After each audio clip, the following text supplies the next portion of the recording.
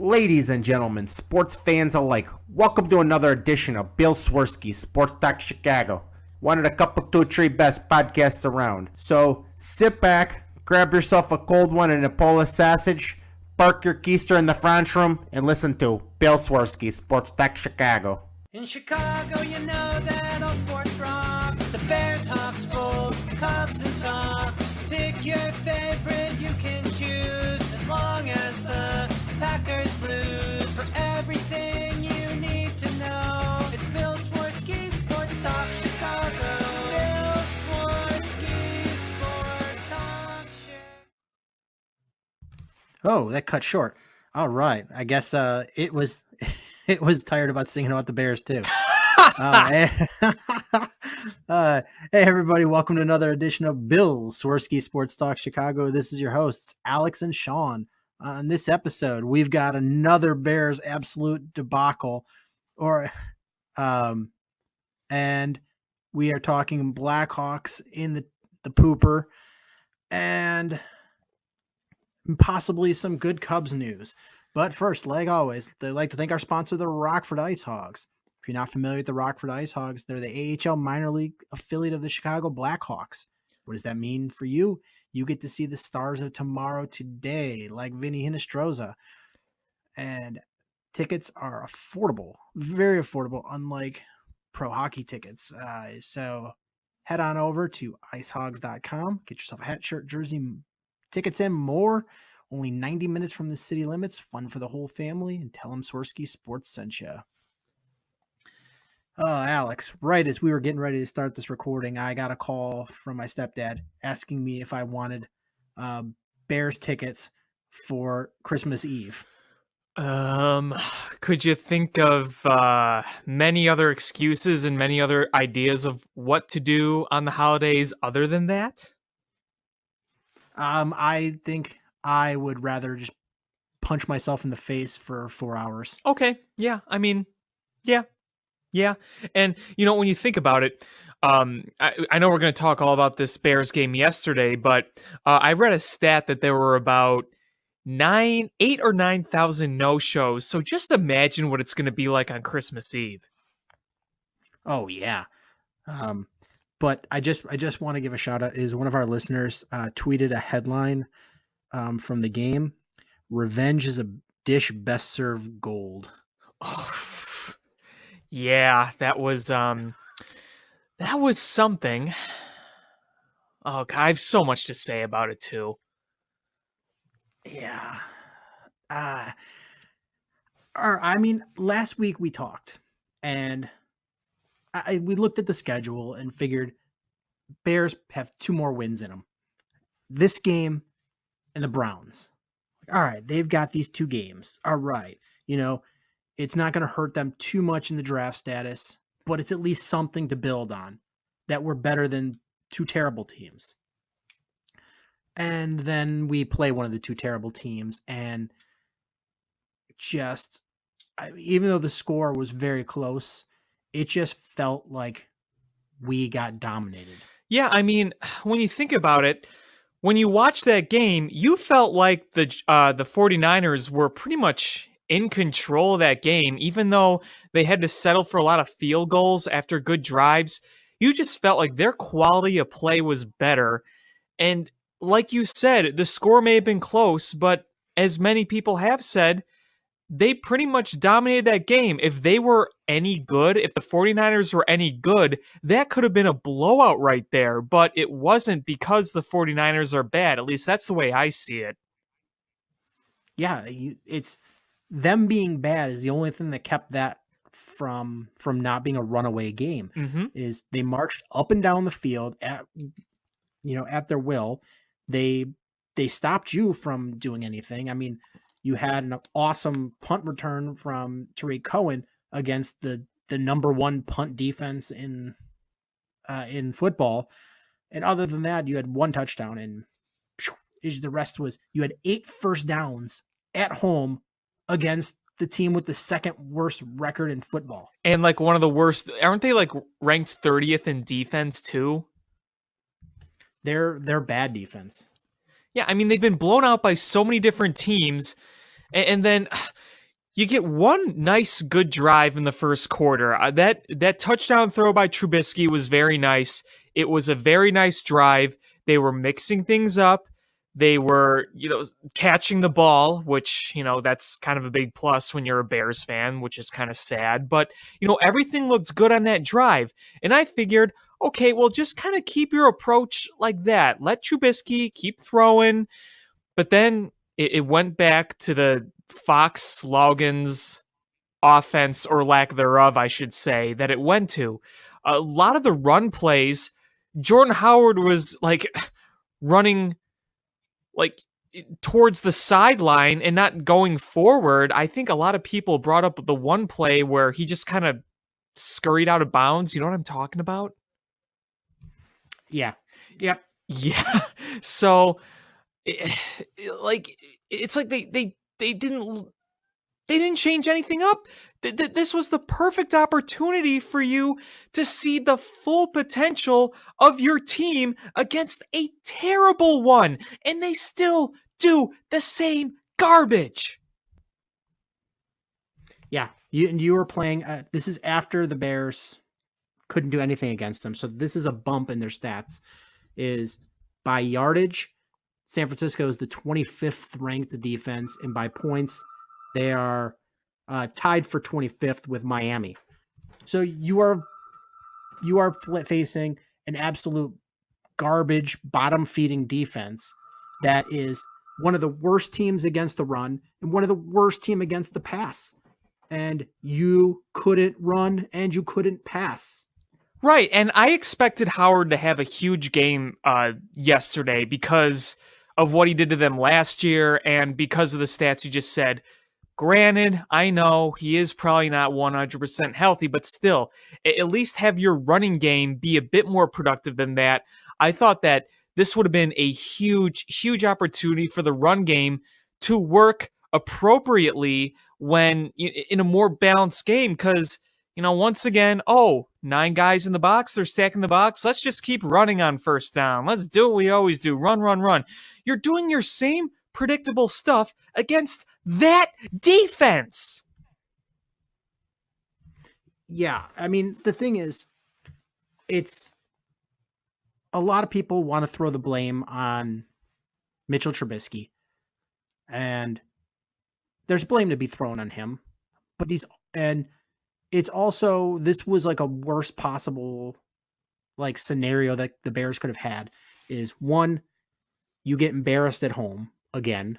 Mm-hmm. 2 is Jimmy Garoppolo comes in and looks really good. 3, Robbie Gould beats you. And 4, even after all of this, you don't improve in your draft status. You stay 6th place. That's the worst possible scenario that you could have. Oh yeah, and you lost another kicker for the season. Yeah, they brought in someone else. I don't even remember who it was. Mike Nugent. Oh boy. Yay. So it was like a complete just disaster.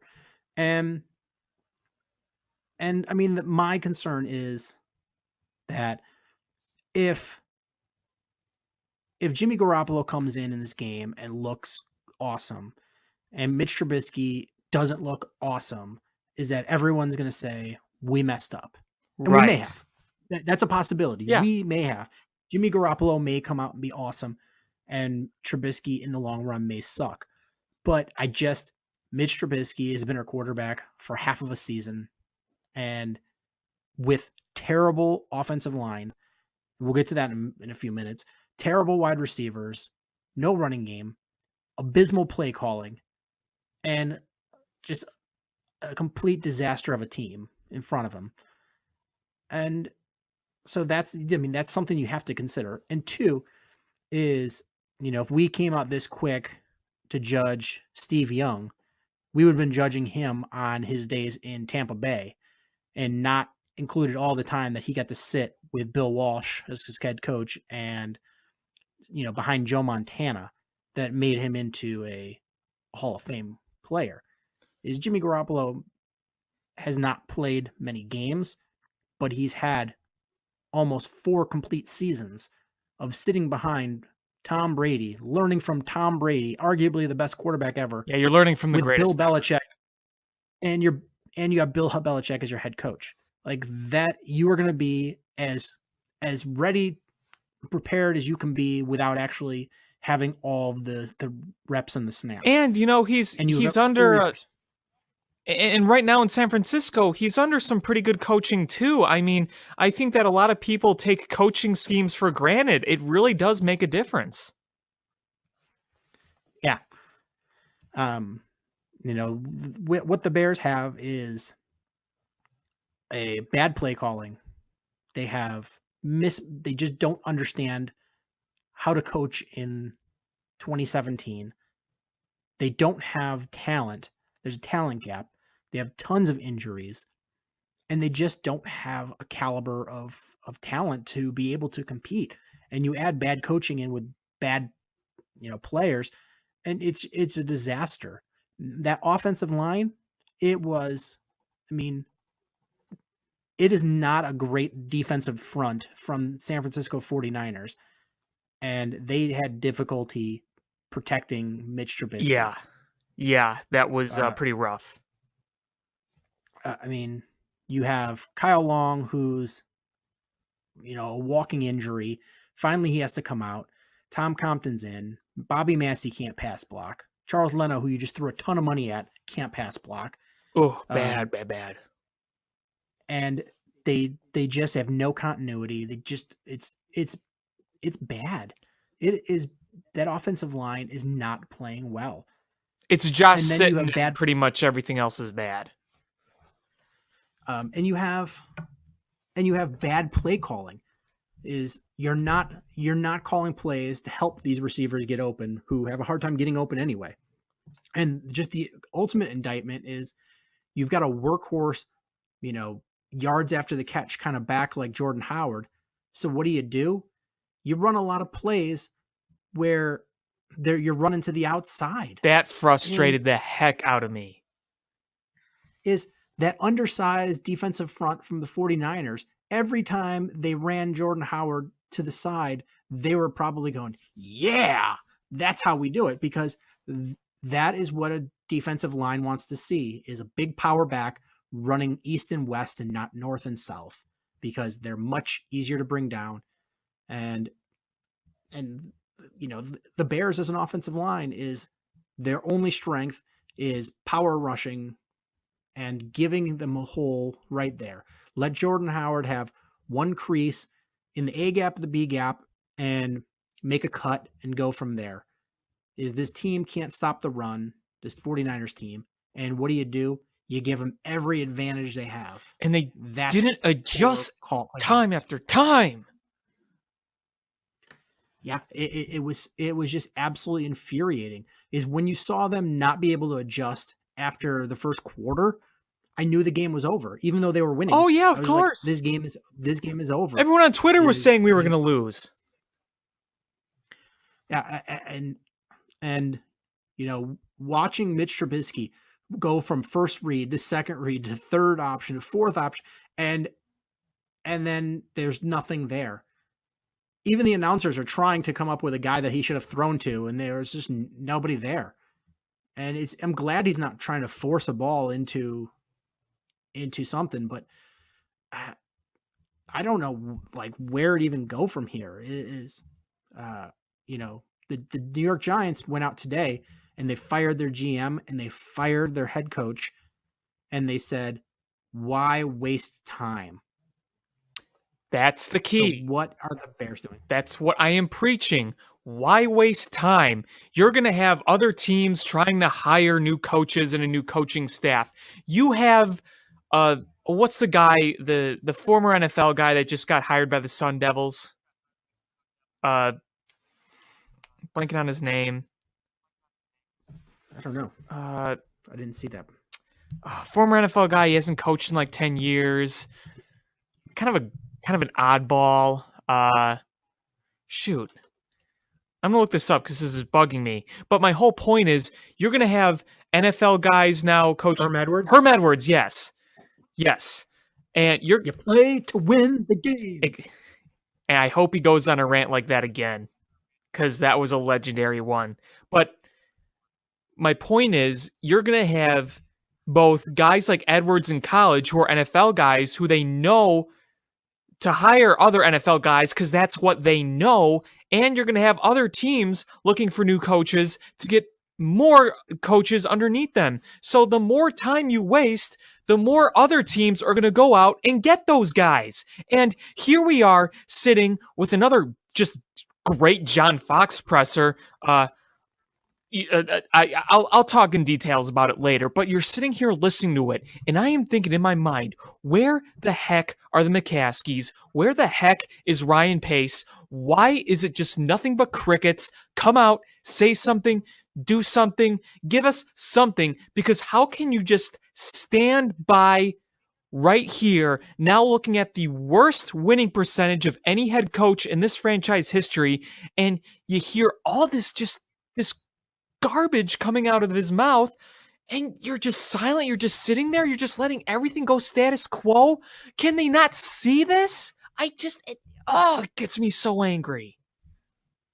Yeah, my biggest frustration, and I have been somebody that's willing to stand behind Ryan Pace for hold on a second.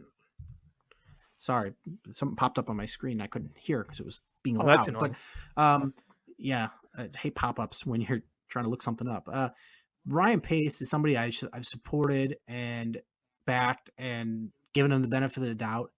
But right now, this team is in free fall. Not as big of a free fall as the Kansas City Chiefs, but other than the Kansas City Chiefs, the Bears are probably in one of the biggest free falls in this NFL. Yeah, you're probably right. Where is he? Where is Ryan Pace? Where is he addressing the fans? Where is he addressing the media? He's not. He's leaving. He's just hiding behind the shadows. He'll do his pregame interview with his handpicked interviewee, like what's the guy, Larry Meyer or somebody that's going to throw him softballs, and he'll be like, okay, well, you can ask this quote tough question, and I'll give a tough answer. Like, no, you stand in front of the media. You stand in front of the fans. Yeah. You have been here for several years now, and what have you given us? You've given us bad contracts. You've given us injured draft picks. You've given us no depth, and you've given us a bad coaching staff.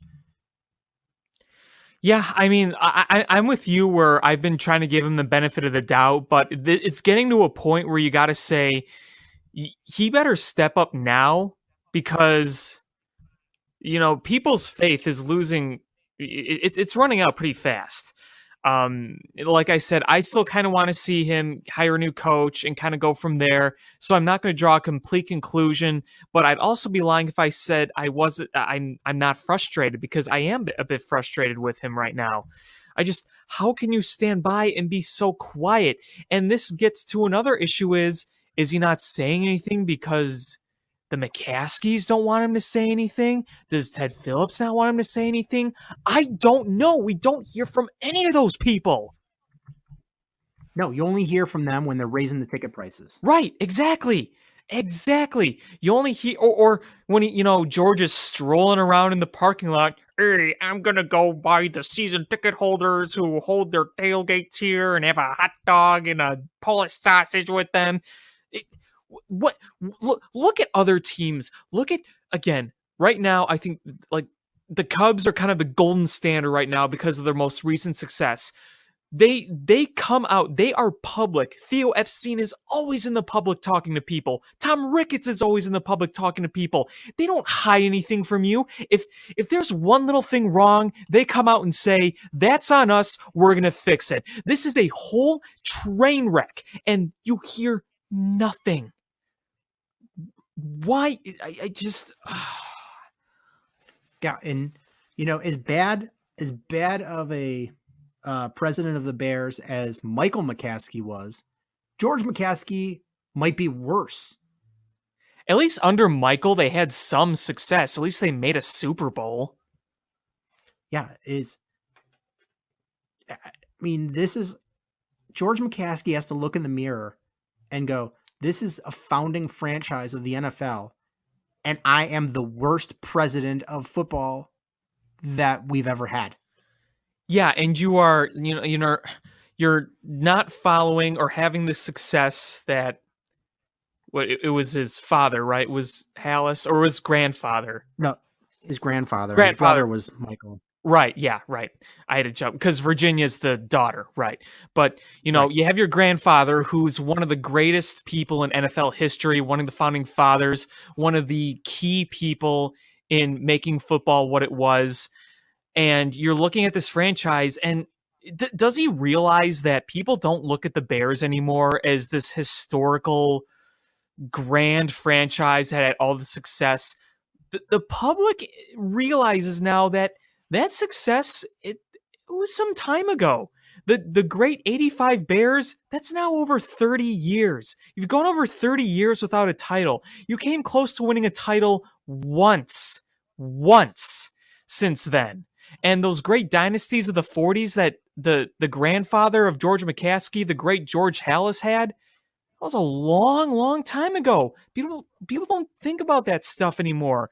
And, there's just this whole meatball mentality of loving and living in the past. It's dying even among those people because it's been so long. Yeah, as Ditka says, the past is for cowards and losers. Yeah. Mm-hmm. Speaking of which, It's fine. I just... Oh, sorry, go ahead. Really, really quick. One of the first calls on Bears Monday, I saw this on Twitter, was they should rehire Ditka to be their Theo. I don't know if you heard about that. Yeah, that's not a good idea. Yeah. Sorry, I just had to throw that in there. You were saying. I mean, it's fine to go, oh, I'm proud of the accomplishments my team had during my lifetime, blah, blah, blah. But you know what? If they stink now, then they're a stinky franchise, and you need to fix it. You can't live on, well, back in 1952, we were a dynasty team. No. If 2017 you stink, then you stink. That's the way it works. Exactly. This team has been bad for years and years now. Is John Fox, this is a founding franchise, has the worst coaching winning percentage of any Bears coach ever. 273. And that includes Mark Trestman, who put back-to-back 50 spots put on him back-to-back games. That is abysmal. When John Fox came in, I know there was skepticism about it and whatnot, but my whole thing was it couldn't be any worse than the Trestman era, because at least you're hiring a coach with a lot of NFL experience. But here we are actually contemplating which one was worse. Did you honestly ever think we'd get to that point? No, not at all. When they hired John Fox, I said, this is not the right hire to bring them to a Super Bowl at all. But what I honestly thought was, this is a bad franchise. They've got to turn things around, and he's going to be the right coach to turn, to stabilize them and then help them create a solid foundation. And then they pass the torch to a young head coach who's going to lead them forward. Right. Fox was the one to kind of get them out of the hole. That's what I thought. And I think most people thought that, and we were all dead wrong, because he's phoned it in. He's phoned it in. Yeah, I mean, what I really wanted to talk to you about was I had a chance later today after his presser. I went back and listened to it, and I listened to some of the things he said both after yesterday's game and today at Hallis Hall. And there were a few things that really stuck out to me. You know what one of the biggest ones is? No, He I didn't said hear the that- presser, so Well, okay, so I'll enlighten you. He said he felt good about blocking Robbie Gould's kick instead of just letting them score and having the Bears get the ball back.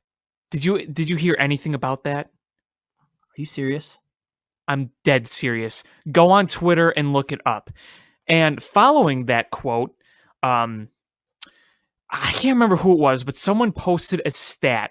It was the chances of blocking the kick that won the game from former Bear Robbie Gould as he laughed at the Bears, probably thinking, what a bunch of losers. I'm so glad I'm away from you chumps.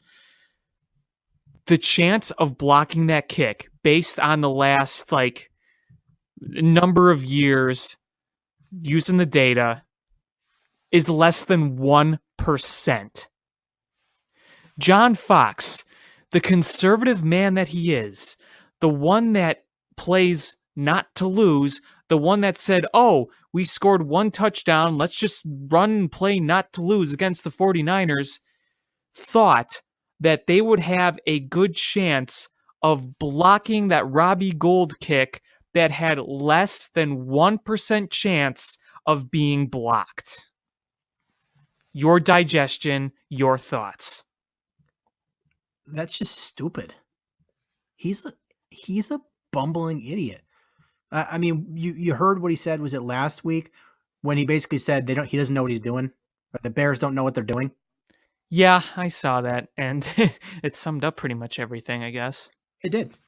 You've got a general manager who is in hiding, and he doesn't address anybody for his mistakes in all of this. You've got George McCaskey, who's only shows up when something good happens or is raising ticket prices. You've got a bumbling idiot as your head coach. You've got an overmatched offensive coordinator who I'm not saying that he doesn't belong in the NFL. I'm just saying that this was like a Trustman type hire where he hired everybody that was one level higher than they should have been. He's over his head. Dowell Loggins is over his head at this point. He wasn't ready for this kind of position. No, and he just got put into it because Adam Gase left. Right. Adam Gase, who was looking like he shouldn't have been head coach either. He just stuck it out as an offensive coordinator. I think about how different this could possibly be if Gase was still the coordinator here and he had these young guns to work with. I think about that all the time. The only good thing about that is it might have prolonged us having John Fox as a head coach. Touche. Or we would have wound up with Adam Gase as the head coach. And I don't think Miami's digging that right now. Yeah, I mean, I can't blame that all on Gase, but yeah, I know what you mean. So we've got a defensive coordinator who is a good defensive coordinator, but clearly is, according to Greg Gabriel, is not in the Bears' future plans as a head coach. So he's going to be gone at the end of the year. Right. So I don't even know where to go from here. We can't find a kicker. We got a punter as a kicker now. We've got no offensive line. We got no wide receivers. We brought a bunch of tight ends in today for tryouts, including former high draft pick Jason Morrow from a couple of years ago. We got terrible offensive scheme that can't score more than 14 points in a game. And of those 14 points, one of them was a punt return. You've got no pass rush at all. None. Zero. Yeah, that's an under. Yesterday, that was, oh my God. It was like negative pass rush yesterday. Yeah, and I heard people say, where's Akeem Hicks? Akeem Hicks is getting like triple teamed. He's getting a double team up front, and then they got the running back in the backfield ready to chip on him if need be. He's exactly. Not getting and that's good on the 49ers for coaching to that, because they know that Akeem Hicks is the biggest threat on that team, and that's what they went after. And like you said, it worked. Yeah, you brought Lamar Houston in, and the guy was injured for you, and then even after their top two pass rushers went out for the year in injury, he couldn't maintain on the roster of the 4-8 Houston Texans. So you bring him back, no effect on your pass rush. Pernell McPhee, your big free agent signing, got hurt again. So he's ineffective. You already lost Willie Young. You already lost Leonard Floyd. You're down to Sam Acho and Lamar Houston and a host of guys. Yeah, I mean, it's a very banged up squad. Pernell McPhee, I think that's a pretty big signing bust right there. I mean, how many games has he actually played in as a Bear compared to how many he's been hurt? Yeah, this will be his last few games as a Chicago Bear. They're going to cut him. He can't be Yeah. back. Yeah, it's too bad, but yeah. You're down to, as far as safeties go, you've got a guy that you just signed off the street starting for you, Chris Brzezinski. And it's just a debacle. It's a complete debacle. Is injuries happen because this is the NFL, but the rate that injuries have happened to this team over the past, let's say, 6 years is absolutely unbelievable. It's 1 year where everything happens bad. That's bad luck. Happens 2 years in a row. That's really bad luck. 3 years in a row, 4 years in a row, you're just like, something's a little fishy. 5 years in a row, 6 years in a row, that's got to be something within the organization. I don't know. Yeah, if it's and I mean, bad practice field. I don't know if it's the bad playing field. I don't know if it's the facilities that they're using, the methodology they're using. Whatever it is, there are too many injuries that should not be happening.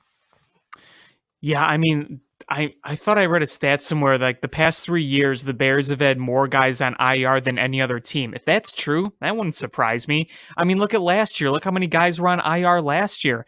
And also, like you said, we could have theories about what's like the problem here, but we really don't know for sure.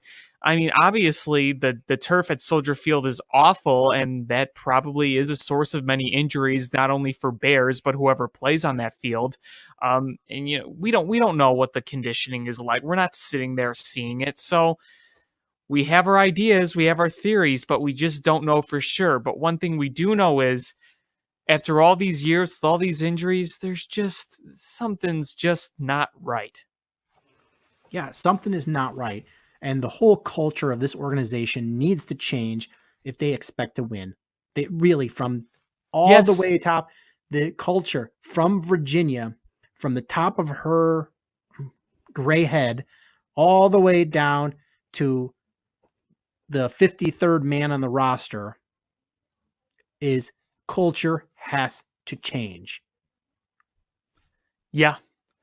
I mean, I've been saying that for years. It's not a winning culture. It's just not. I know this is annoying. I'm referencing the Cubs again. What did they do? They changed their culture completely. That's people say, well, culture, maybe it's like what does that do? You'd be surprised. I think that changing a culture is essential to winning. I really think it is. It's not just changing the culture too, but it's also providing the facilities. Again, going to the Cubs. Not only did they change the culture, it was not acceptable to be the lovable loser.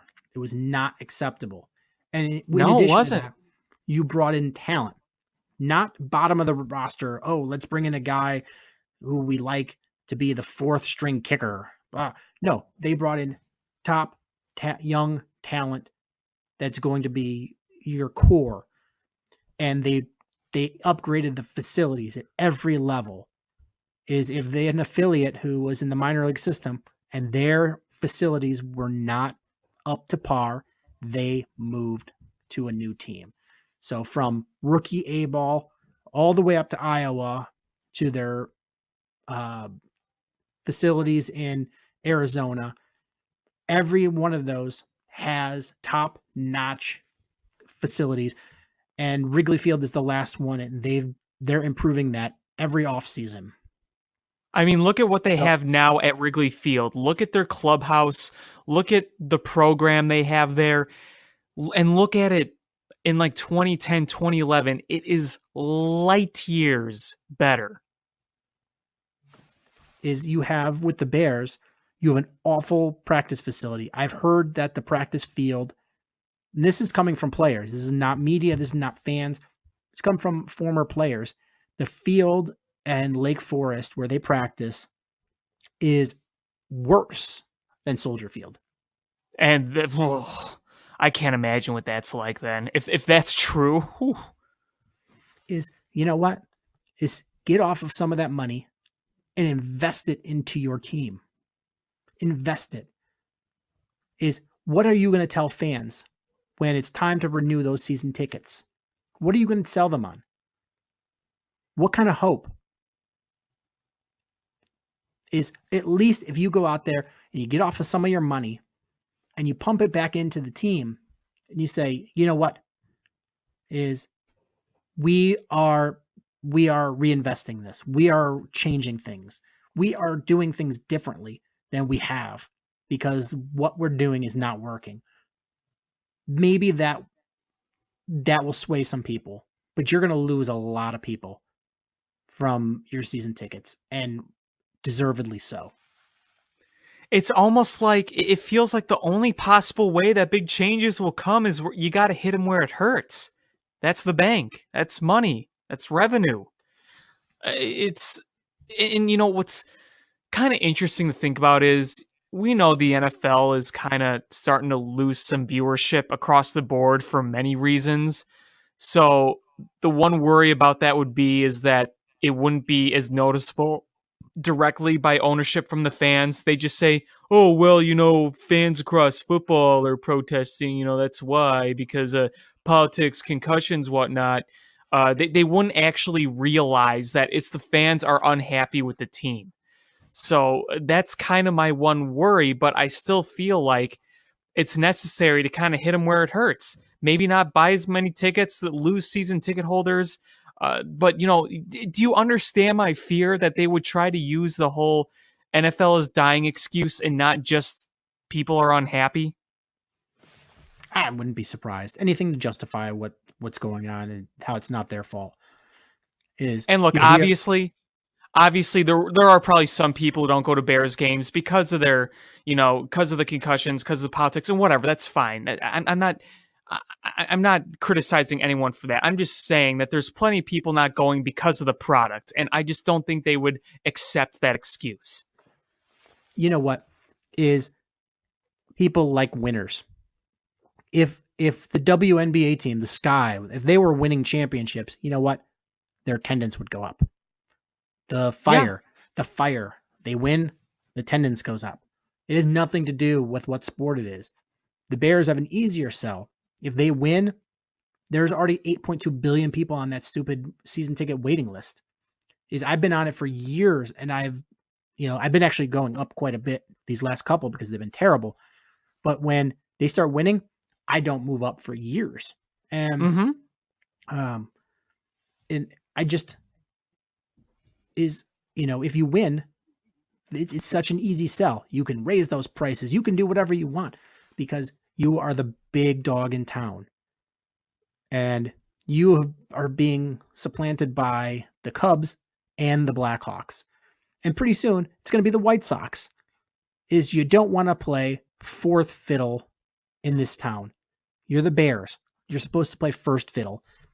And if you don't shape up, you are going to fade and fade fast. And they're already fading. I mean, the past 2 years, the Bears have been so irrelevant compared to what I'm used to them being. I mean, I'm not nearly as old as you. I'm only 23, but you know, as a kid, Bears game days were a huge thing in the city. I mean, the city would shut down. Everyone would be watching the game. Everyone would be emotionally invested in the game. Past few years, people could care less across the board. The Soldier Field, there's so many empty seats scattered around. No one wants to watch them. The Browns-Bears game is going to be maybe half full. It's something you never really imagine at Soldier Field, but here we are. They have to realize that a lot of people don't want to watch because the product isn't good. Yeah, the product is terrible. My wife laughed. Well, number one, because she's an Eagles fan, and it's a pretty decent time to be one. But she was like, "Oh, do you want to go get a Christmas tree on Sunday?" I'm like, "Can we go early because the Bears game on?" She's like, "The Bears game?" And I'm like, "They might win this game." And she just burst into laughter, and they didn't win. Yeah. Yeah. I don't blame her for bursting into laughter. I mean, her team's really good and our team isn't. And it feels like there is no sure win.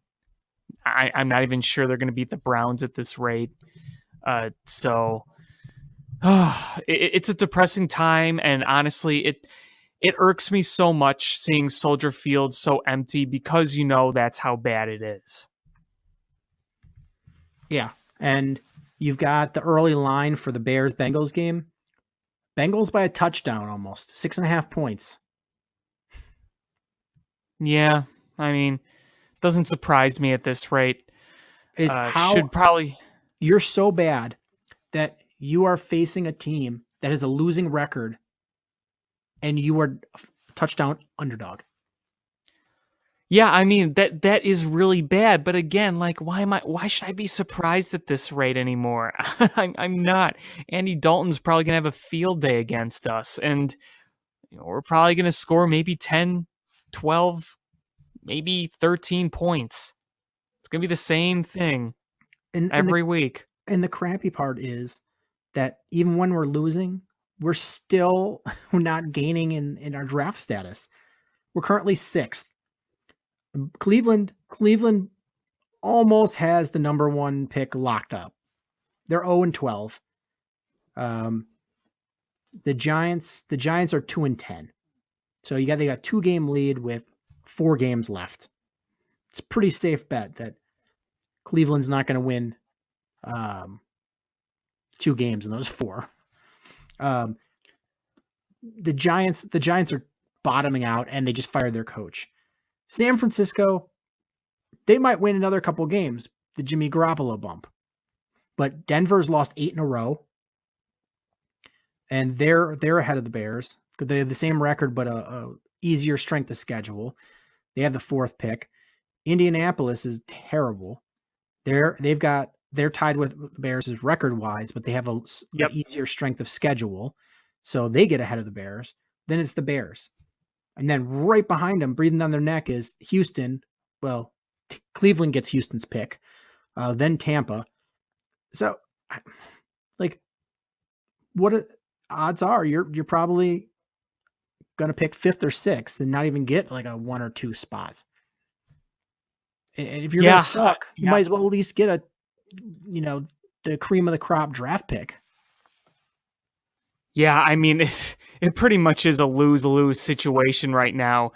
That's one thing that's nice about watching, like, say, the Bulls, because just they're the worst of the worst right now, and they're probably going to get a really good pick. But right now, it's like, well, you're not going to be number 1. You're probably not going to be number 2 even. So everything just sucks. Yeah. I mean, it's terrible. You're absolutely a garbage team, and you're going to go in the offseason, fire your head coach, fire your coordinators. We're going to play a guessing game. Is our GM competent or not? We'll find out when it's his handpicked coach and his handpicked quarterback. And we're so bad, but we're not even good at being bad. Is we still have the 6th draft spot instead of the 1 or 2. Yep. I'm so tired of, this is the big test for Pace. This is it. This has really got to be it. The new coaching hire, another draft to try to build more around the big pick in Mitch Trubisky. I mean, it's to me, Ryan Pace has 2 years to prove himself. From the end of this season, he has 2 years. If we're still a garbage fire in 2 years, then he's failed. You think that's fair? I absolutely. Is in 2 years, he needs to have shown vast improvements, we have to be one of those teams where we can score a bunch of points, we can beat a good team, but maybe not, and we should be knocking on the door of the playoffs at least in 2 years. Yeah, exactly. Exactly how I feel. And it's kind of frustrating that throughout time, the narrative is always changing. Going into the season, when's Trubisky going to play? Maybe this team will be better than you think. And then Trubisky comes in. The Bears are 3-4. Maybe they will make a push. And now it's just been a complete downward spiral. I mean, it's weird to think that at one point this season, we were 3-4 and thinking, hey, we might be in the thick of this. Maybe we won't be a playoff team, but we'll be in the thick of this. Maybe we will actually show just big, vast improvement this year. And then that just completely fell apart with that loss to Brett Hundley and the Packers. Completely ruined any chances of that. And we haven't won since before the bye week. That game against the Panthers was the last win. That was a long, long time ago. So just constantly the narrative, the script, it just keeps changing and changing and changing. And the only thing that doesn't change is we're not getting any better and we're not winning games. We may have better pieces on the team. We may have some more young talent, but we're still not winning. I'm looking at the schedules of some of the teams that have better records than the Bears or worse records than the Bears. And there are some favorable matchups in here. San Francisco sucks because they play three of their last 4 games are against good teams, and they have one winnable game in those next ones. So, but the Giants, it sucks because they face the Eagles, the Cowboys, the Redskins, and the Cardinals. I don't see them winning more than one of those games. But Denver plays the Colts. That's a winnable game. They play the Chiefs. That is a winnable game as well. That would be awesome if they won 2 more. That would be very helpful for the Bears. Indianapolis, they've got the Bills, the Broncos, the Texans, and the Ravens. And that's three winnable games right there. The Bears, on the other hand, have 1 winnable game left in their schedule. So if we're looking at it that way, is the Bears could move up to like 4th, which would be, much. It's only 2 spots, but that's a lot when you're at the top of the draft like that. Yeah, absolutely. Because I doubt they beat the Vikings. I doubt they beat the Lions. We'll see if they beat the. I mean, if you lose to the Browns, then you should be the most mocked team ever. But the Bears could probably find a way to do it. It's just, to me, it just feels like we've been playing this play for the better draft pick how many years now, since 2014? I know that right now a draft pick is all we have to look forward to, but I'm sick of it. But the good news, I'm sick of it. Is if I'm a shrewd GM, which who knows if Ryan Pace is, all signs are pointing to maybe not. But if it's me and I get a top 3 or 4 pick in this draft, I feel like Mitch Trubisky is my future quarterback, or at least the guy I'm going to ride for the next couple of years, is I'm doing a little soft shoe, because there's going to be a lot of teams moving up to get quarterbacks in this draft. And I am going to take advantage of every single one of them that comes and play them off of each other to move down a few spots and just reap tons of those picks back. And this is why this draft is a huge, huge test for him. In addition to hiring a new coach, it's that what you just said right there. You couldn't have said it better.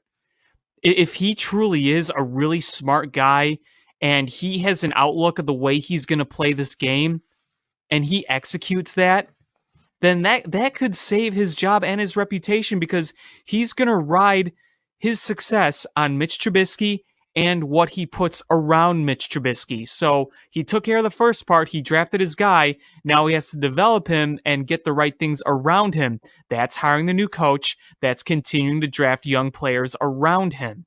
So that's why this is so important. This really is an important test for him.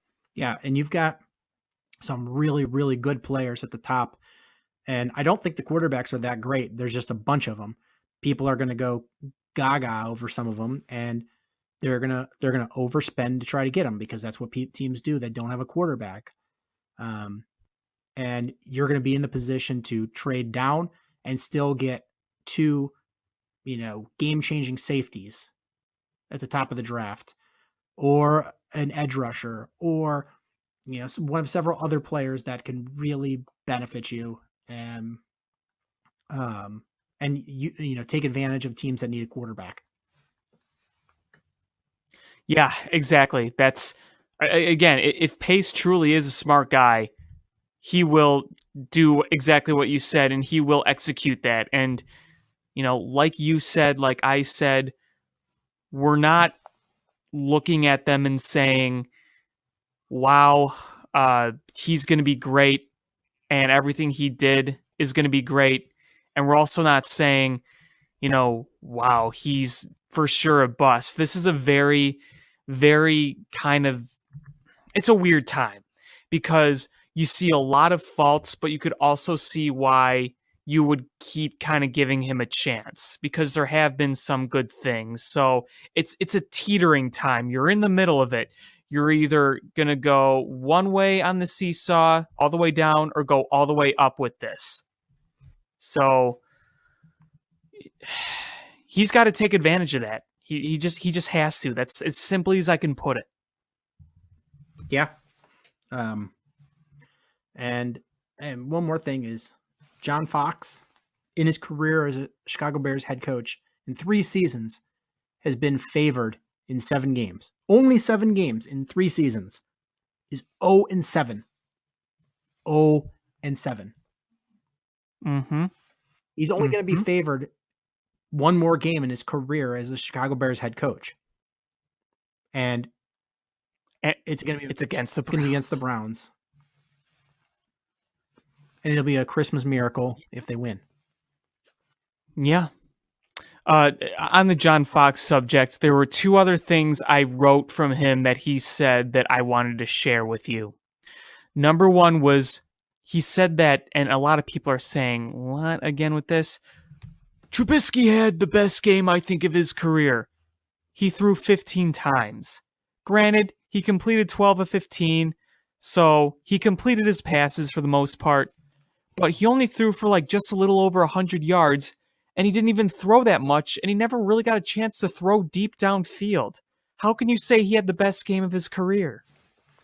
Yeah, he made the right decisions, but he was under pressure a ton, and there was not a lot of guys open. No, there wasn't. It was bad. It was bad. I don't know what to say, and the fact that Ryan Pace has been silent just makes me want to punch him in the face. Yeah. I'm so frustrated with that. Nothing. You've heard nothing. Not even I will address at some point. You've heard nothing. I just don't get it. Anyway, here's the other quote I want to share with you. He was talking about Shaheen, how he's one of their big, bright stud futures. He was in 9 of 37 snaps or something like that. And he blamed the little production from him from how little they were on the field. Well, if the offense isn't doing good things and they're not really mixing it up and moving downfield and keep having to punt and go 3 and out, then yeah, you're not going to be on the field very much.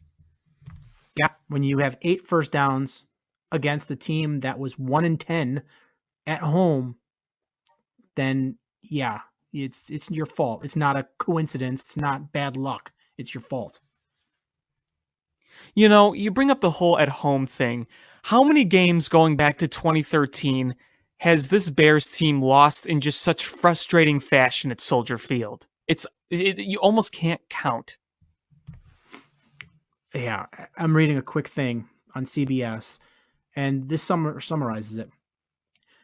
Under Ryan Pace, the Bears are now 12-32 since his arrival in the front office in January 2015. Pace is the one buying the groceries, and Fox is left to explain why the milk is expired, the apples are rotten, and the fish caused food poisoning.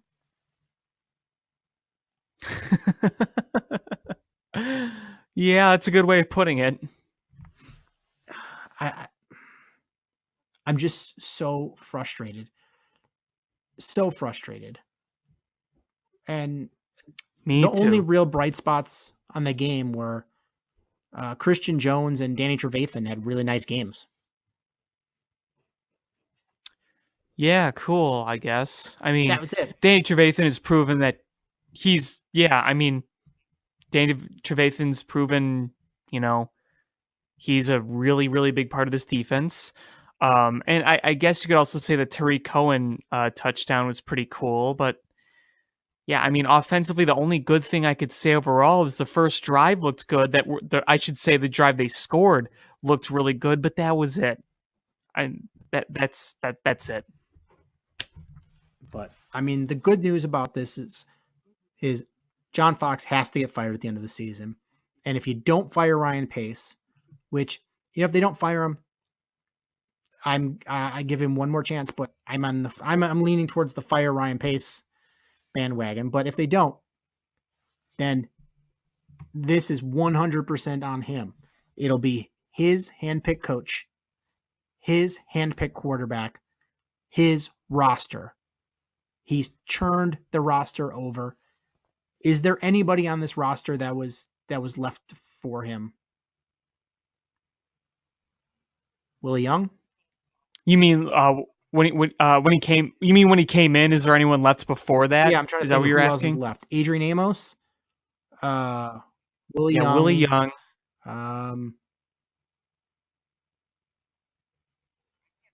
I can't think of anyone Leno. else, honestly. Was Leno? Has he been around that long? He was drafted by.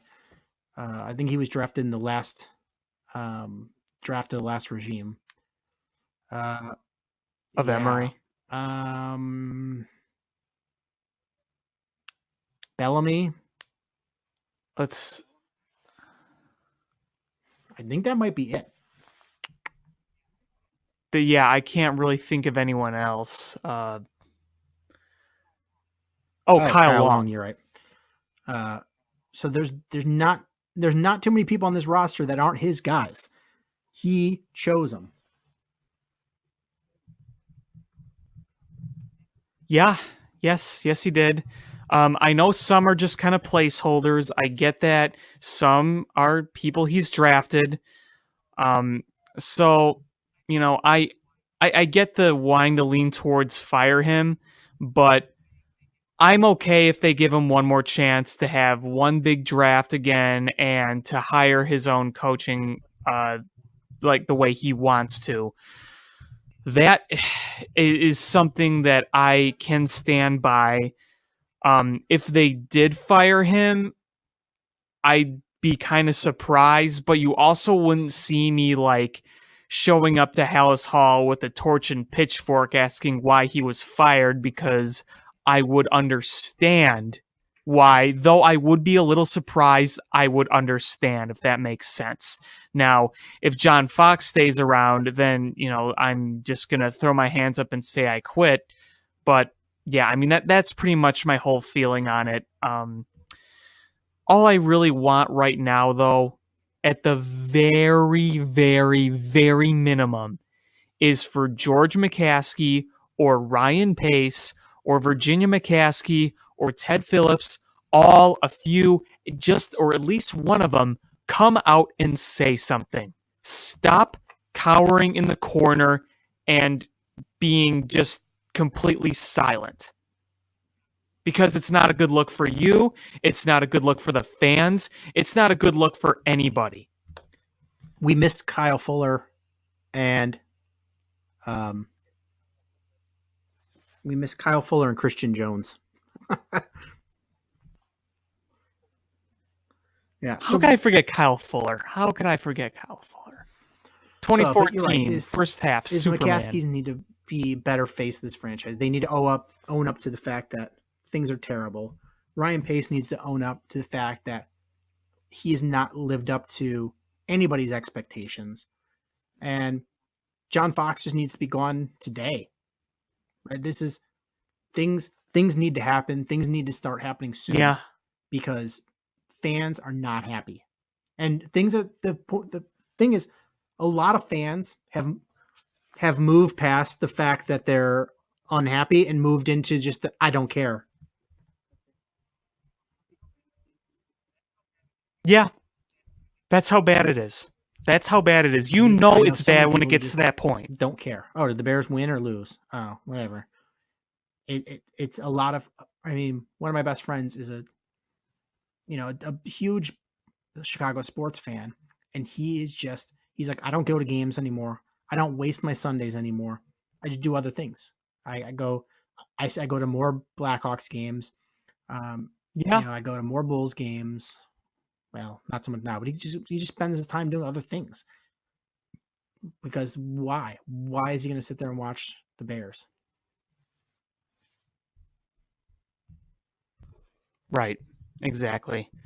And it's something where frustration can boil over with the fan base, and I never want to wish like actual harm to any of these people, or I understand that these are people's jobs, but look, John Fox has been in the league for so long. He's so old-fashioned, old school, where I almost want to go to Fox and say, dude, why don't you just retire? You have so much money. You can retire with all that money and not worry about another thing again. Just retire now and go away, please. Do it. It'll be best for you. It'll be best for the franchise. It'll be best for us. We'd all be happy if just John Fox was cut loose right now, because staying status quo, you are hurting this franchise every second.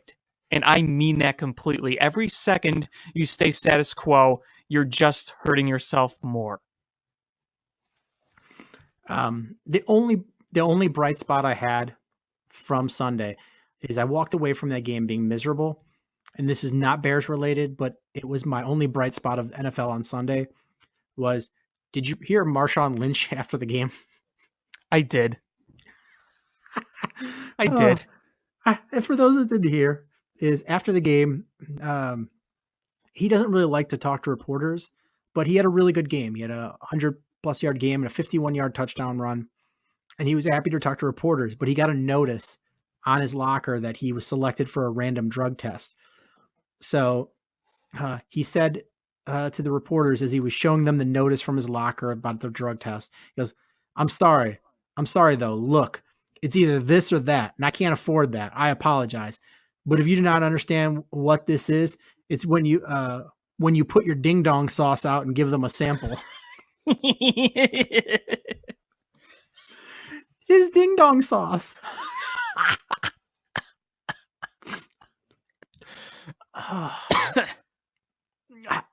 I just don't even know what to say. His ding ding sauce. Oh boy. I don't know if you have anything else to say about the Bears. No, not really. I think I covered everything that I wrote down here. Yeah, I got nothing else. Done with it. Yeah, they couldn't get pass rush. They couldn't stop the run. They couldn't pass. They couldn't run. They had a punter as a kicker. They just didn't show up ready to play. I guess that really sums it up. They played like ding ding sauce. They did play like ding ding sauce. Oh, that was great. So do you want to talk about Cubs, or do you want to talk about Blackhawks? I think we could, because I also want to spend some time talking on the Hawks. I guess we could quickly address the Cubs stuff. So this is a really slow time of year. We haven't had the winter meetings. There really isn't a lot of stuff going on, but the Cubs have made a few moves. They made their decision on Hector Rondon, and they non-tendered him. So Hector Rondon is gone. I don't think a lot of us are that surprised. No, I'm not. Just his production fell off. He fell out of favor, and he was set to make some pretty good money. So out the Hector Rondon. And it's going to be a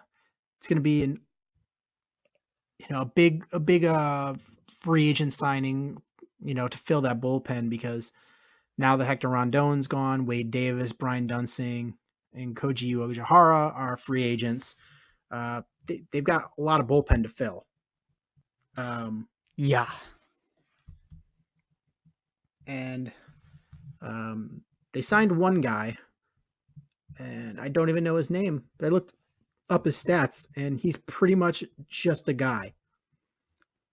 Yeah, I mean, was it a minor league deal, or was it a...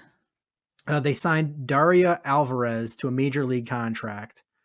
Alvarez was designated for assignment and outrighted by the Rangers in September.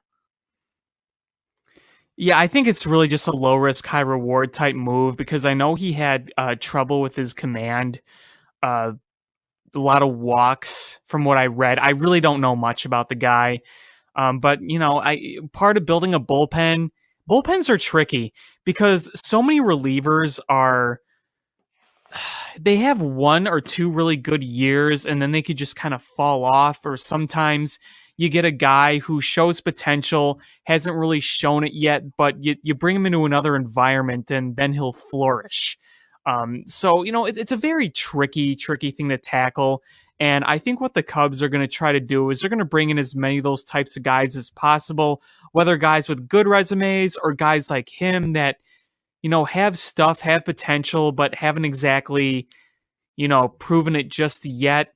So, I think you're going to see a lot of those types of moves, because I really am not sure if they're going to pour out and shell out a bunch of money for Wade Davis. I don't know if that's going to happen.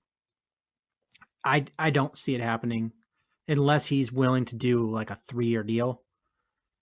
I just don't see that happening. Cubs also non-tendered Taylor Davis. Oh, I don't know if you saw that. No. Darn. So now who's gonna stare at the camera? Yeah, I know, right? I mean, that was essential. Hey, I'll never forget the RBI hit he had against the Cardinals this year that ended the Cardinals season. But let's see. The other big news with the Cubs is the apparent stalemate between the Cubs and Jake Arrieta, because surprise, they can't even settle on number of years, because the Cubs want a short deal and Jake Arrieta wants a long deal. Which, again, that doesn't surprise me. I figured that the big disagreement on contract negotiations would be the years, because the Cubs got a lot of money. We all know that. And, they've shelled out money before, obviously. But they know that he's over 30, and he's probably not going to be the 2014, 2015 level Jake ever. He could still be really good, but he won't be at that level. And it's risky to give a lot of years to that kind of guy. So, that doesn't really surprise me either. It is, I've seen on articles about the situation, fans saying, well, in one way, the Cubs blew it by not getting Justin Verlander and didn't feel like he was worth it. And look what happened. He went on to win a World Series with the Astros. They'd be dumb not to sign Arrieta. Other people are like, his numbers have dipped. He's he's starting to figure out ways to pitch without that Bob Gibson like stuff that he had a couple years ago. Hmm. But who knows what you're going to get? And he's in his 30s now. Right, Do you exactly. do you want to be locked into a 7-year deal with a guy, paying him that much money? Right, especially if you're going to lock him down on a huge, long deal and you realize, hey, by the end of this deal, he might be like 37, 38. I think there's plenty of reason for skepticism, and I'm a huge Jake Arrieta fan, and I have been for pretty much ever since he came over. But it's a very reasonable to wonder that, and, combination of age and showing the inconsistency the past year or so, I still think that he can be very good wherever he goes, but you don't really have that guarantee. You got to realize that if you're going to shell out this big deal, that you're taking a big chance. And I think the Cubs, I think they know that it's probably not worth to give him that kind of money because they've seen some of the struggles recently. Even though he has kind of worked through them towards the end, I think they have a pretty good idea of what he will probably be in the future. So this is kind of a reason why they wouldn't want to go all out for that kind of thing. Yeah, it just doesn't make any sense to sign him to a long-term deal. If they can get him for a 3-year deal, even if they give him stupid amounts of money per year, like I think that's good for the Cubs, because whatever you can do in these next 3 years, it's, you're not going to have a giant payroll anyway, so might as well get money on and off the books in those couple of years. And then make a ton more money when you hopefully get that TV deal. Yeah, when it's time to start giving contract extensions to Rizzo and Bryant and Russell and whoever else. Exactly. It's kind of painful for me because I like Jake Arrieta so much, and I would love to see him back on a short deal. But I just, from the get-go, let's face it, we all knew it wasn't going to happen. So the Rangers just signed Mike Minor, who was a I saw lefty that. the Cubs were interested in. Yeah, so scratch that And- one off the list.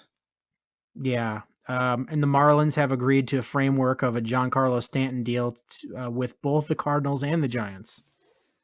Do you just have that feeling he's going to go to the Cardinals? Oh, absolutely. Absolutely. I think he will, honestly. I think he knows he'd have a better chance to win there than with the Giants right now, because I think the Giants are they're in a decline right now.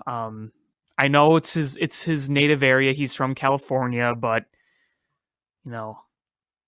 as much as we don't like the Cardinals, why would you really not want to play with that organization? Maybe Mike Matheny could be somewhat of a turnoff, but other than that, you have a chance to win for the first time in your career.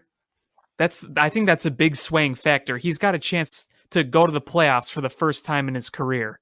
And I think that the Cardinals would honestly make a better argument for that. Well, he's got to waive his no trade clause. Right, and that's what I'm saying. It's up to him. Yeah, it's up to him. So they can do all these things, but from what I'm seeing is he's a Dodgers fan and wants to go to the Dodgers. Yeah, and I've heard that too, and a lot of people are kind of speculating, saying, is this his way of the Dodgers playing into all this, observing what other teams are going to give him, and then they're going to jump in and say, oh, here, Marlins, we'll give you this. This is even better than what the Giants and the Cardinals are going to give you, and we know that Stanton would love to come here. I mean, that's kind of the speculation right now. Do you buy into that? It wouldn't be surprising. Yeah, exactly. I could see that being the case, or I could see them not doing it. But hey, let's face it. He wants to play for the Dodgers. I'm sure the Dodgers would love to have that power bat, and we know the Dodgers have the resources to do that kind of thing. Yeah, they're willing. They got the money to pay, even though they've got such a high payroll, and they've got prospects to do it. Exactly. Exactly. And think about it. The Dodgers have all that money, and the Marlins they'd look immediately and say, the Dodgers made us an offer. I mean, just think about all the cash they'd eat, because though obviously the Marlins want the talented prospects, the real big thing here is getting all their payroll off the books. And that's not just with Stan, it's with Christian Yelich, and it's with a number of other guys too. So, I think the Dodgers would definitely have what it takes to do it. And it would not surprise me if they were just kind of playing along here, seeing what the Cardinals and the Giants would give. But, maybe the Dodgers won't do anything. It's just, I don't know for sure. Yeah, we just know he won't go to the Cubs. Yeah, obviously not. Yeah.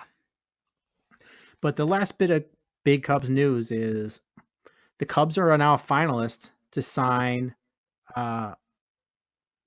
Japanese superstar player Otani. Yeah, I don't think it's going to happen. I don't think so I really either, don't. because if you look at a pattern, he's pretty much ruled out almost every single non-West Coast team. Yeah, exactly.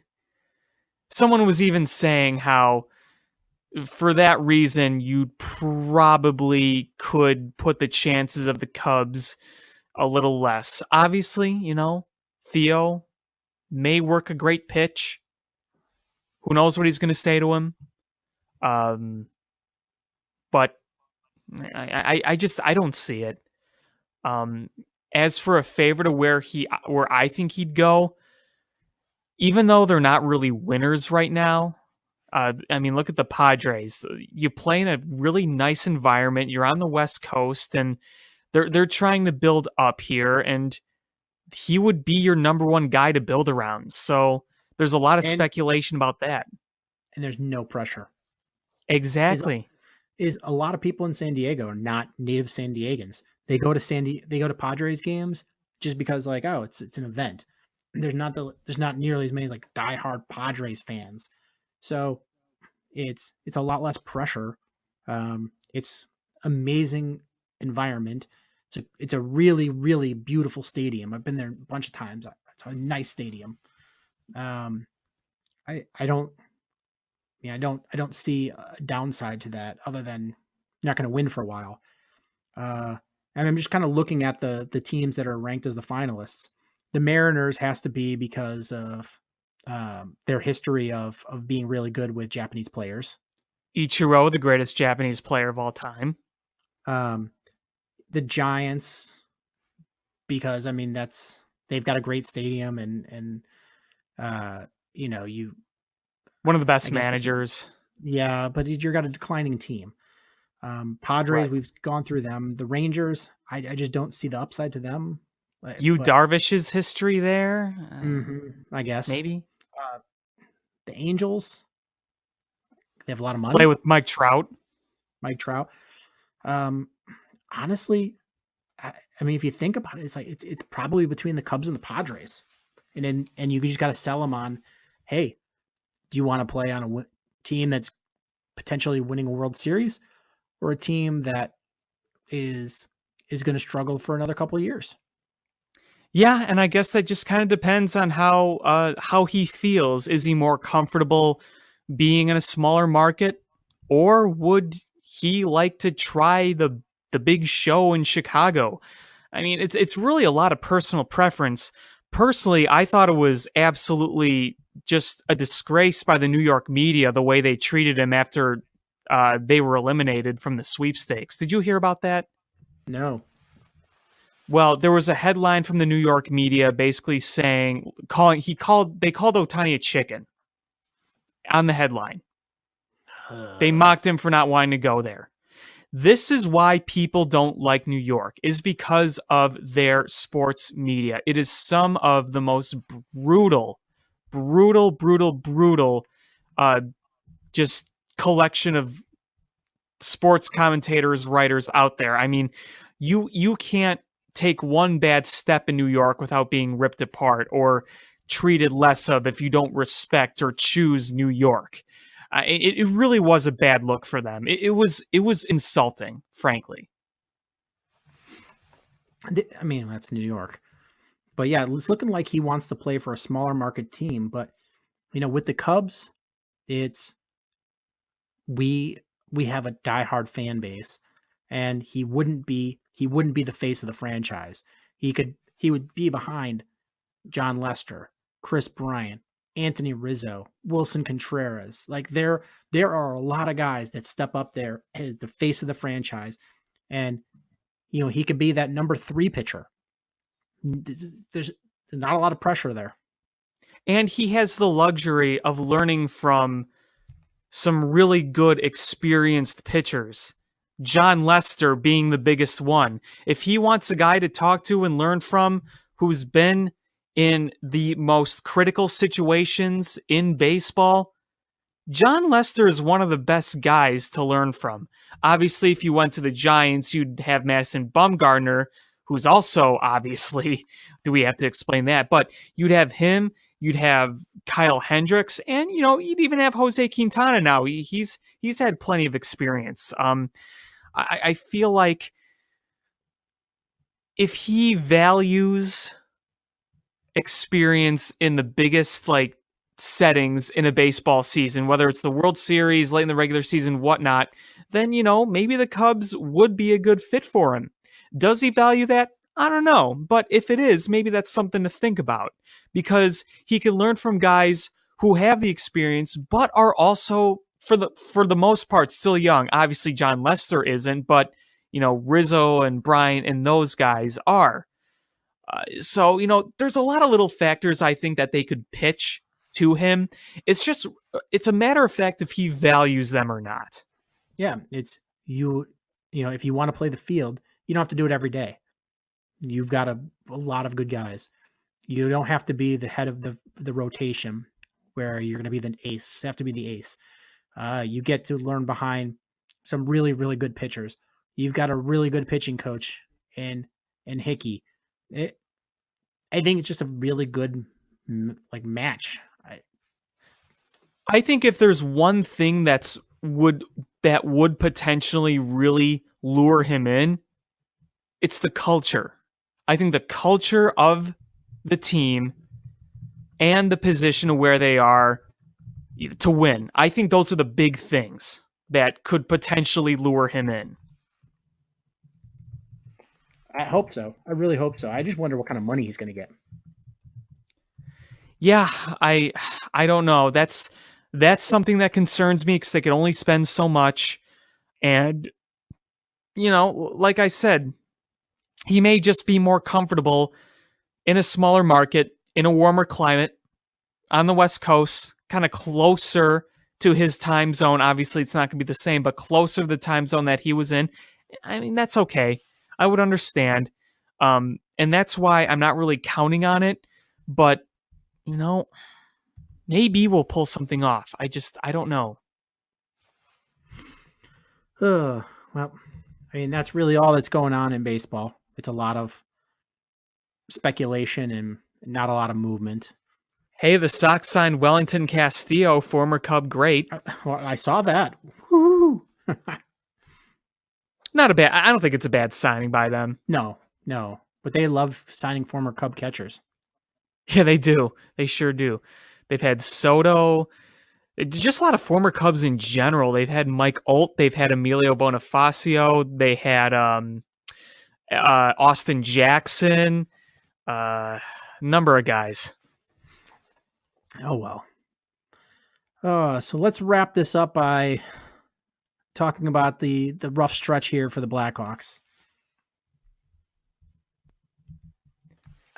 It's something. I mean, you knew that it could be a very not pretty situation with five games in 7 days. Yeah, that's a recipe for bad news, and it's exactly what we got. While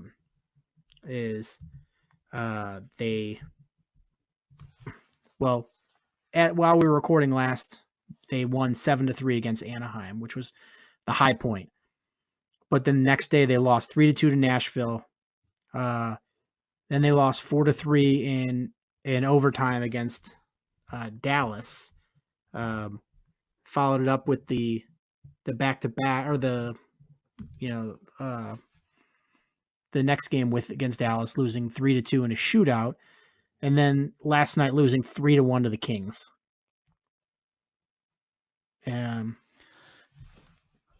Really bad game against Dallas at home. That one pissed me off more than anyone.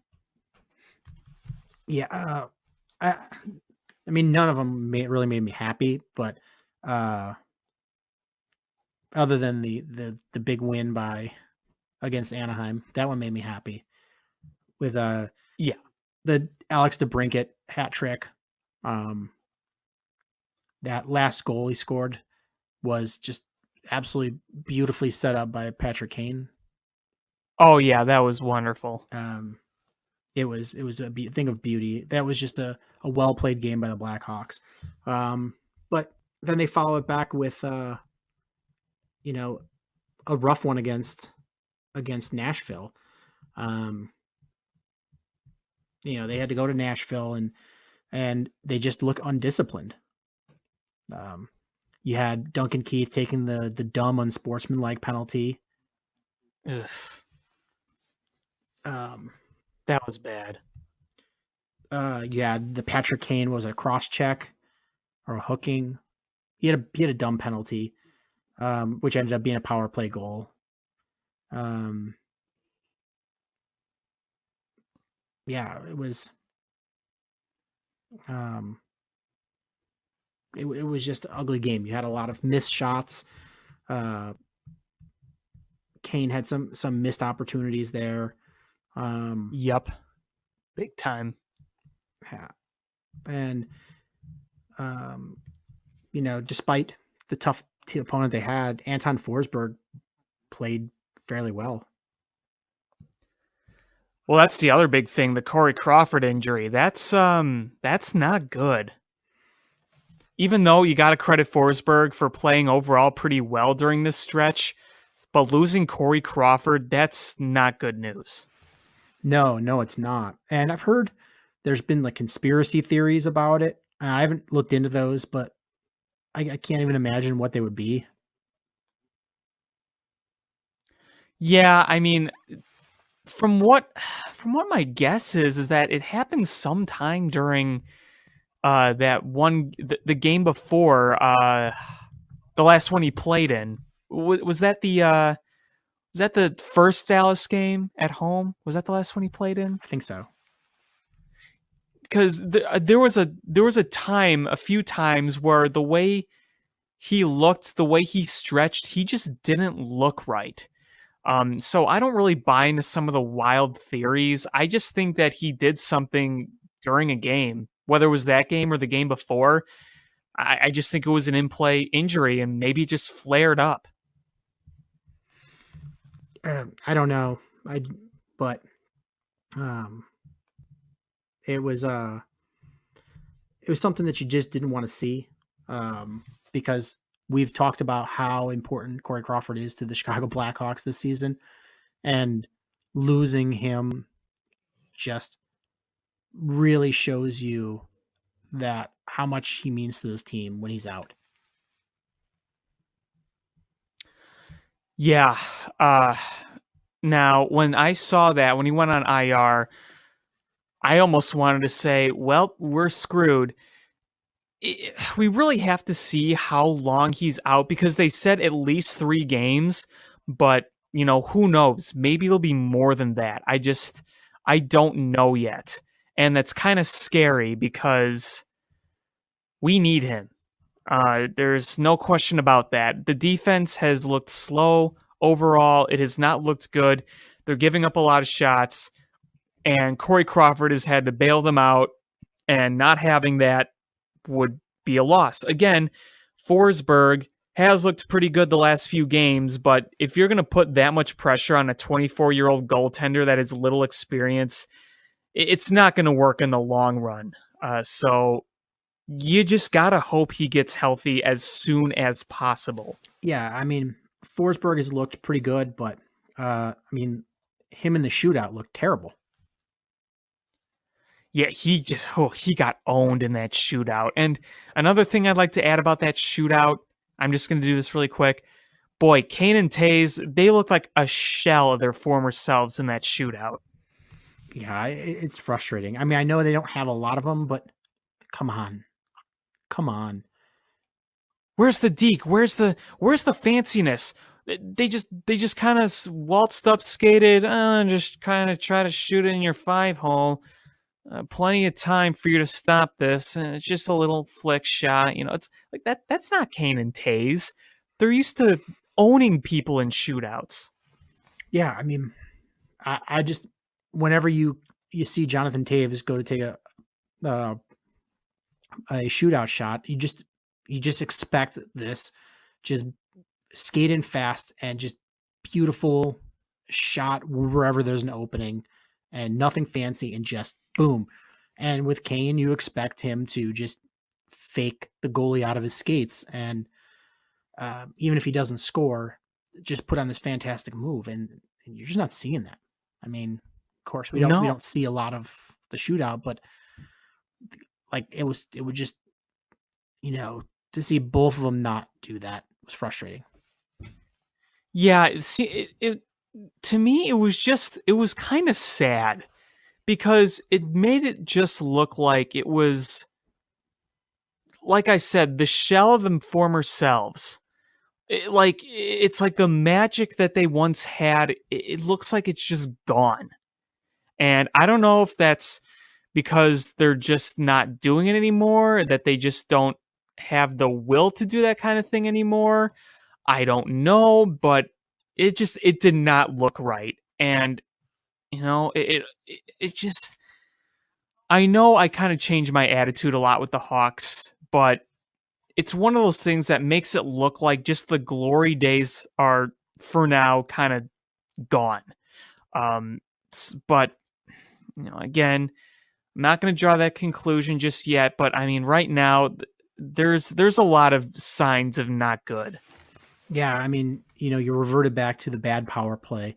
Watching that Dallas game, you saw how the way the puck moved for the Stars and the way they set up the shot that ended up being a goal for them, how pretty they looked. And then you see the Blackhawks, and they have a hard time entering the zone. They can't maintain the puck. They can't get good shots off. And it just leaves you at the end of 2 minutes just shaking your head. You almost just wish for 5-on-5 because you feel like they have a better opportunity there sometimes. Yeah, exactly. And it's kind of frustrating because for a small stretch, it looked like things were starting to kind of click again. You had the first 2 games of the season, which were great. Then you had that long stretch of mediocre and bad. And then on that kind of East Coast trip, you saw a lot of good signs again. So you're thinking maybe they're kind of turning it, and then another rough patch again. But there's, I think, a key stat in all this. Remember last week we were talking about how though they were getting points in games over that stretch, that they were still low in the division standings. You remember that conversation? Yeah. Well, here's the reason. They can't beat their own division. Yeah. They have 2 division wins. That's it.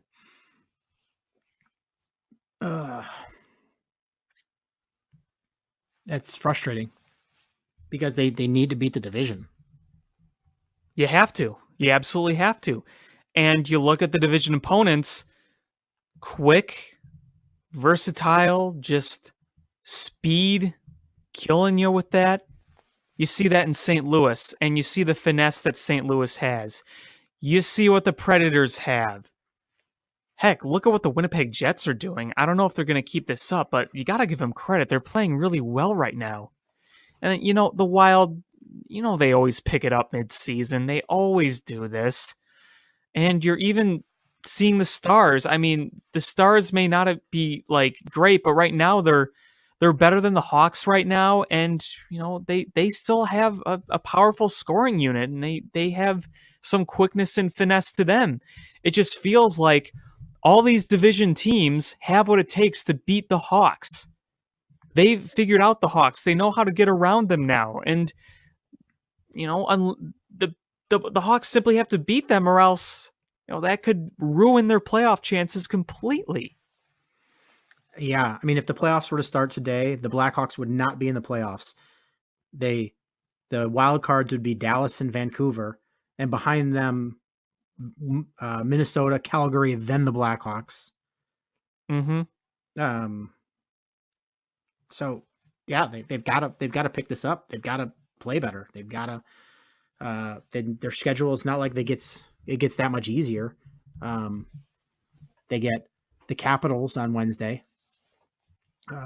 They haven't won in Washington since 2008. Yeah. So they've got upcoming games against Winnipeg and Minnesota and Dallas and Edmonton. So they've got to start winning some of these games. Where am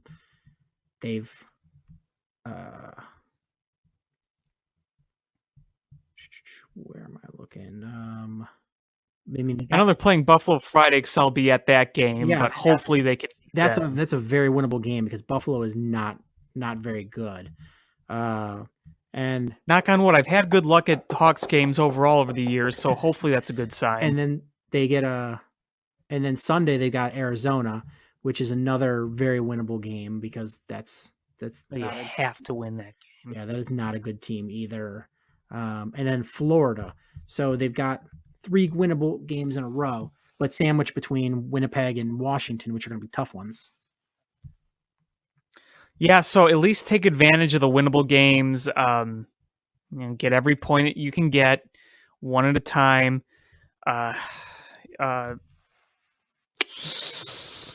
Is it bad that I kind of created a just-in-case scenario in my head if things really go south, that I've already been kind of planning that out, and I've been kind of looking at who would possibly be on the trade block if they were to sell? You think I'm jumping the gun a little bit, or you think it's reasonable to at least keep that idea in mind right now?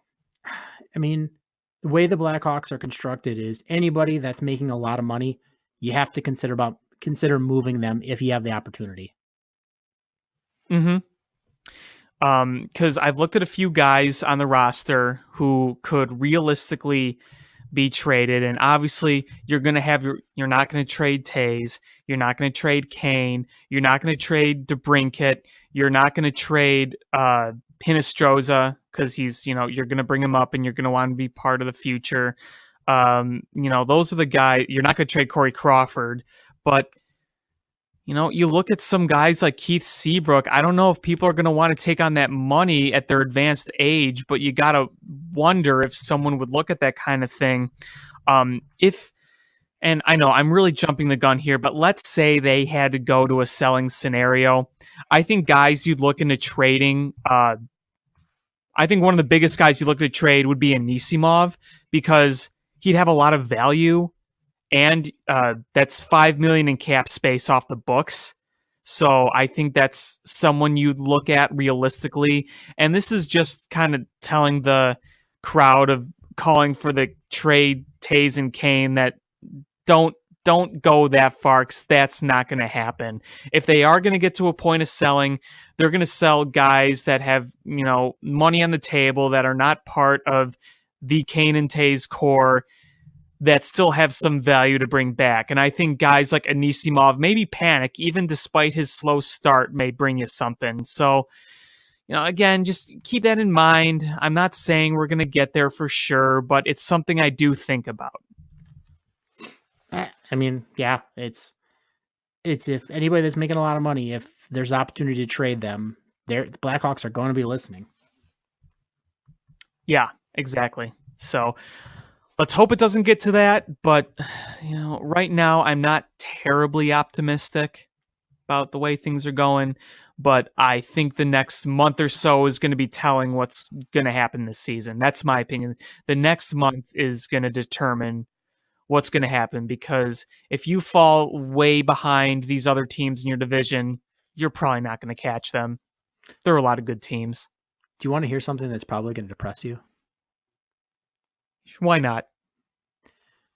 Teuvo Teravainen has more points this season than anybody on the Blackhawks except for Patrick Kane. Are you serious? Uh-huh. Yep. Wow. I never thought I'd see the day. Yeah, Tavo's playing very well. Yeah, he's got. So if he was, if you were to put him with the Blackhawks stats, it would go Patrick Kane, Teuvo Teravainen, Alex DeBrincat, Jonathan Taves, Nick Schmaltz, Artem Anisimov, Brandon Saad, and Richard Panik. Wow. Wow. Hey, good for him. Yeah, I mean, Good for him. It just sucks. The reason we had to get rid of him is to dump a contract. Yeah, I mean, I was never overly impressed with him as a Blackhawk, but I always did wish him well, and I thought that a change of scenery would do good for him, and now it's finally showing that that's happening. So it is depressing, but at the same time, good for him. I mean, you look at it is he was a young guy learning to play. He was a finesse type player learning to play on American ice as opposed to, European ice. And it just took him a little time and they got, unfortunately had to get rid of him to get dump Bickle's contract. And, he got the time to flourish now. Yeah, like we said before, the Hurricanes have a nice big collection of former Blackhawks, so it's good to root for all those guys. Darling, Teravainen, is Nordstrom still there? Do you have any idea? I don't know if he is or not. Well, yeah, Teravainen and Darling were the big ones, and I wish them all the best. But it does kind of suck. Yeah, Tavo's from only a Blackhawks perspective. Tavo's only 22 years old. That's incredible, and it feels like he's been in the league for a long time. Yeah, so he signed in the summer. He signed a 2-year contract extension for $5.72 million.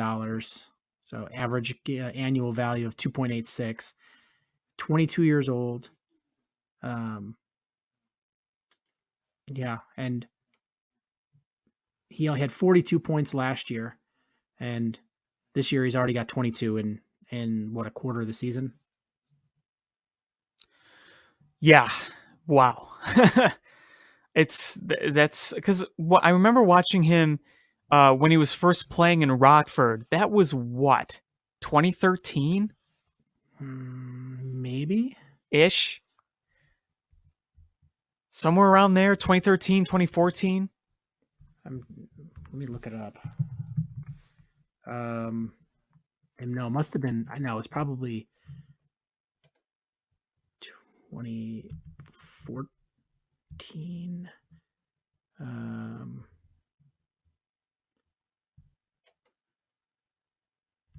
2013, 2014. Yeah, he played three. He played 3 games, and then 2014, 2015 season. That was with the Blackhawks. Let's see what the AHL. Rockford 23. He played 5 games in 23, 2014. So it was 2014, 2015. Okay. Yeah. Yeah, but good for him. I'm happy for Tavo. I knew he'd eventually flourish, but it just sucks it's not with the Blackhawks. Yeah. But darn salary cap and whatnot. And then there was the last game that they played was yesterday. It was against the Kings, and they just looked exhausted. I mean, luckily I didn't see that one, but that's what I heard, and I'm not surprised considering they didn't get in until like 3 a.m. Didn't really expect them to win. It's just frustrating that if it wasn't for 2 empty net goals, they could have maybe at least gotten a point, but, oh well. Yeah, it was, it is what it is. When you play 5 games in 7 days, you're going to play on an empty tank eventually. Just hope that they can turn it on and play strong for these next few games, because Capitals is a big one, but then you got 3 games that are it sucks to say it early this season, but the Buffalo, Arizona, and Florida games are sort of must wins. Yeah, absolutely. Absolutely. You gotta get 2 points in those games. Even though you're not playing them in division, you got to win as many games as you can so you can at least rack up some points so you're not terribly behind when you play division games. That's you got to get back into this if you want to make a playoff run, because there's a lot of competition around you and a lot of teams playing hard. It's going to be a battle. It really is. It's not going to be easy. No, not at all. So I mean, Winnipeg has overtaken St. Louis as the best record in hockey, and St. Louis is not going away. Nashville's Oh no, they not have a going lot away. of talent. Yeah, Nashville's not going away. So you've got some heavy hitters in your division. So you can't lose ground to them when Corey Crawford is injured. If anything, you're lucky that you're going to lose him for the next 3 games or so. And you got some powder puff teams that you're playing. You got to take advantage of those. You got to win those. So when Crawford comes back, you can, put up a better front against a team like Winnipeg when you play them in 2 weeks, a week and a half or whatever. Yeah, exactly. I mean, like I said, if you lose those games, then the pressure is even harder to win those division games because you're even further behind. Yep. Like I said, next month, going to be very, very telling. I'm of the personal opinion that if we get, let's say it's late in the season and you're still on the outside looking in, is it really worth trying to squeak into a playoff spot and, not having great chances? I know when you get in, anything can happen, but, sometimes you can see how far a team will go based on their overall performance. Or do you think it's best to just kind of cut losses and try to kind of retool a bit? You know what I mean? It's that's going to be the biggest question for me, is when do you draw the line there, if it is to come to that? I don't know. I don't know. I really don't. I hate thinking that way or that far in advance, but I do too, but I think I'm just trying to mentally prepare for it in case it does happen. Yeah, this is a really, really brutal division with a lot of, there's not a lot of room for any margin of error, so if you're the Blackhawks, you have to consider that when you make moves coming towards the deadline. Is what are the likelihoods you catch one of these teams if you're still behind? Right. It's going to be something that just the Blackhawks and us as fans are going to have to think about and understand. I'm just, like I said, I'm not saying that's going to happen. I've said this on multiple shows. I'm not trying to predict the future. I'm just trying to create different scenarios that we might not be used to because we haven't seen the playoffs with no Blackhawks in nearly 10 years. So, and a lot of people started watching again when they got good. So for some, it's not something that they've really ever seen. So I think you got to kind of maybe mentally prepare yourself for everything not being as it's been the past decade or so. That's just kind of what I'm trying to do. Yeah, they have the talent to definitely make it. Do they have a talent to be one of the top 3 teams in the division? I don't know, but that wild card spot,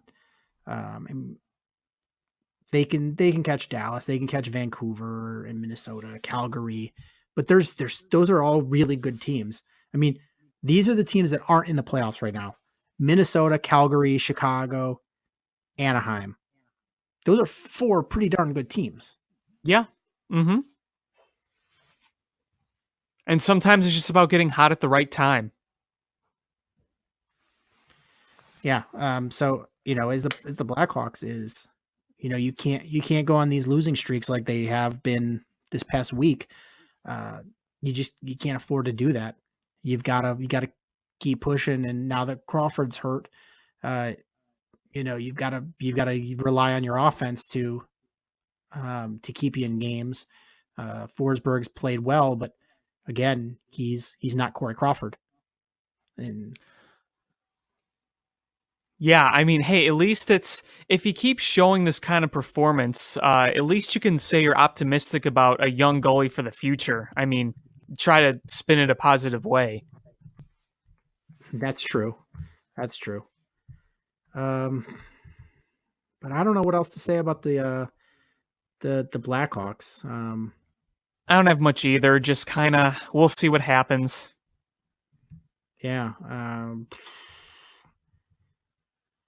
Yeah, I've seen if there's any rumors going on, but no, not really. So I guess we'll wrap this episode up. Thanks so much for listening to this episode of Bill Swirsky Sports Talk Chicago. Thank you guys so much for listening. Please make sure you subscribe however you listen to podcasts, whether that's iTunes, Stitcher, or YouTube. Hit us up on social media, Twitter at ShyFanPat1, at Swirsky Sports, Facebook.com/Swirsky Sports, SwirskySports.com. Please share with your friends. And thank you guys so much for listening. And until next time, bear down. Cubs win! What a lucky break!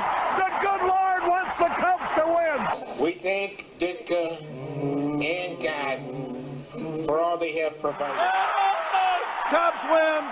Cubs win! Cubs win! Oh, I don't want her. You can have her. She's a Packer fan. She can't fit in my van. And she looks like number New Yorkers. Smoking crack is not legal on planes. Bears 31 to -7. The Bears! Oh, when the Bears go bearing down